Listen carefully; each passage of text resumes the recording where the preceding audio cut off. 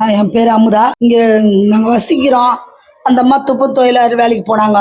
இந்த மாதிரி கரண்ட் எல்லாம் இந்த ஏரியாவில் சரியில்லை. காலையில் 4 மணிக்கு ஒர்க்குக்கு போகும்போது அந்த அம்மாவுக்கு போன உடனே அங்கே எர்த்து மாதிரி அடித்து அந்த அம்மா அங்கேயே இறந்துட்டாங்க. இந்த குழந்தைங்களுக்கு உங்களால் எங்களுக்கு பெனிஃபிட் வேணும், குழந்தைங்களுக்கு படிக்க வேணும், எல்லா சலுகையும் நீங்கள் தான் செஞ்சு கொடுக்கணும். இந்த பாப்பாவுக்கு வந்து எந்த துணையும் இல்லை. நல்லா பாப்பா காலேஜ் படிக்கிறவர். அவருக்கு தோல் சம்மந்தப்பட்ட நோய். அவர் ஒர்க்குக்கு போக முடியாது. அவருக்கு ஒரு கவர்மெண்ட் மாதிரி ஏதோ ஒரு ஒர்க்கு உக்காந்து செய்கிற மாதிரி கொடுத்தா தான் அவர் பிழைக்க முடியும். அது இனிமேல்ட்டு அந்த பசங்களுக்கும் அவங்களுக்கும் நீங்கள் தான் பாதுகாப்பு பண்ணணும். அதே மாதிரி இந்த ஏரியாலேயும் அந்த கரண்ட்டுக்காரங்களெல்லாம் கொஞ்சம் பார்த்து ஒயரிங் எல்லாம் கொஞ்சம் சரி பண்ணணும்.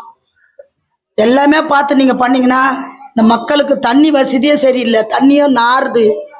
4 ஹவர் அழுக்கு தண்ணி தான் வருது. குடிநீரே சரியில்லை. அங்கெல்லாம் காசு கொடுத்து தான் தண்ணி வாங்கி குடிக்கிறோம். அந்த மாதிரிலாம் இல்லாத அளவுக்கு எங்களுக்கு இந்த பிளாட்டில் இந்த ஒயரிங் பார்த்தீங்களா எப்படி இருக்குது. எல்லாமே இந்த மாதிரி தான் நாங்கள் வாழறோம். வீட்டுக்குள்ளே கூட ஏற்று எல்லாருக்கும் வரத்துக்கு சான்ஸ் இருக்குது.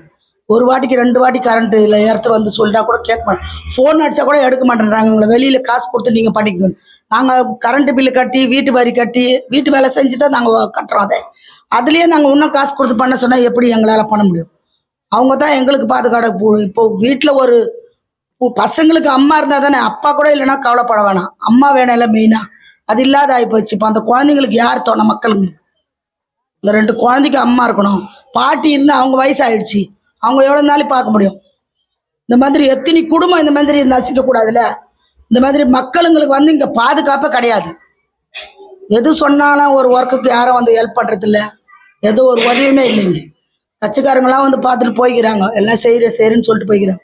அந்த குழந்தைங்களுக்கு பின்னாடி காலத்தில் பிரயோஜனம் வர மாதிரி அதுங்களுக்கு எல்லா ஹெல்ப்பும் பண்ணி கொடுக்கும். படிக்கிறதுக்கு, அதுங்களுக்கு சாப்பிட்றதுக்கு, எல்லாத்துக்கும் ஒரு உதவி தேவைன்னு தான் நாங்கள் கேட்குறோம். வேற எதுவும் கேட்கல. எங்களுக்கு சொத்து கொடுங்க, சோகம் கொடுங்கன்னு கேட்குறோம். அந்த 2 பசங்களுக்கு லாஸ்ட் மட்டும் அவருக்கும் பார்த்து ஹெல்ப் பண்ணணும். நாங்கள் அதுக்கு தான் நாங்கள் முயற்சி பண்ணுறப்ப வேற எதுக்கும் எங்களுக்கு முயற்சி இல்லை. நாங்கள் சொத்து கொடுங்க, எங்களுக்கு இப்போ இது பண்ணுங்க, அது கேட்கல. எங்கள் குழந்தைங்களுக்கு 2 பேருக்கும் ஸ்கூல் கல்வியிலேருந்து அவர் கணவருக்கு கொஞ்சம் உதவி பண்ண. கணவர் அவ தான் வச்சு சாப்பாடு போட்டா. இது வேலை தொப்ப தொழிலாளி வேலை செஞ்சு. இப்போ அவருக்கு எந்த உதவியும் இல்லை. அவரே இது பண்ண முடியாது. ஒர்க்குக்கும் போக முடியாது அவரால். அதனால நீங்கள் பார்த்து அவளுக்கு செய்யுங்க. நாங்கள் பக்காக இருக்கிறவங்களும் உதவி பண்ணுறோம் பாப்பாங்களுக்கு. நீங்கள் கொஞ்சம் எல்லாம் செய்யுங்க. அந்த அம்மாவும் வயசானவங்க. அந்த அம்மா வீட்டு வேலைக்கு போய் தான் பசங்களை காப்பாற்றுறாங்க. அந்த அம்மாவும் இந்த அம்மா 2 பேர் தான் சம்பாதனையே அந்த வீட்டில். வேற எதுவும் கிடையாது. அவங்களுக்கும் கணவர் இல்லை. பசங்களுக்கு நீங்கள் ஹெல்ப் பண்ணாதான். கவர்மெண்ட் பார்த்து எங்களுக்கு ஒரு சலுகைன்னு எல்லாமே செஞ்சால் நாங்கள் இங்கே வசிப்போம். இல்லையா எங்கள் இடத்தையே திரும்பி கொடுக்குற மாதிரி இருந்தால் கூட நாங்கள் போய் கொட்டா போட்டு கூட அங்கே வசித்து சம்பாரிச்சு சாப்பிடுவோம். அங்கே இருந்த நிம்மதி எங்களுக்கு இங்கே இல்லை. எங்களை அங்கேருந்து குப்பை மாதிரி கொண்டு இந்த இடத்துல போட்டிட்டு போயிட்டாங்க. நாங்களா சரி கொடுத்தாங்களேன்னு சொல்லிட்டு அட்ஜஸ்ட் பண்ணின்னு இருக்கிறோம். எங்களுக்கு அதே இடத்த திரும்பி கொடுத்தா கூட நாங்கள் போய் இருக்கிறதுக்கு ரெடிங்க ஐயா. எங்களுக்கு சும்மா அந்த இடமா கொடுத்தா கூட பரவாயில்ல. நாங்கள் போய் கட்டிக்கிறோம் ஒரு வாழை கொட்டா கூட. ஆனால் எங்களுக்கு இந்த இடம் 4 பேரை வச்சு வாழ முடியாது. ஒரு 2 குழந்தை 2 புருஷன் முன்னாடி தான் அதில் படுக்க முடியும். ஒரு விருந்தாடி வந்தால் கூட ஹெல்ப் பண்ணி படுக்கிறதுக்கு வசதி இல்லாத இருக்கிறோம். தண்ணி வசதி அதே மாதிரி நாங்கள் 10 குடம் பிடிச்சி ஊற்றி நாங்கள் டேங்க் வச்சுக்கணும். அப்புறம் என்னதுக்கு எங்களுக்கு இந்த இடம்? நாங்கள் அடித்தாதான் அது கூட வாட்டர், இல்லைன்னா அது கூட கிடையாது எங்களுக்கு.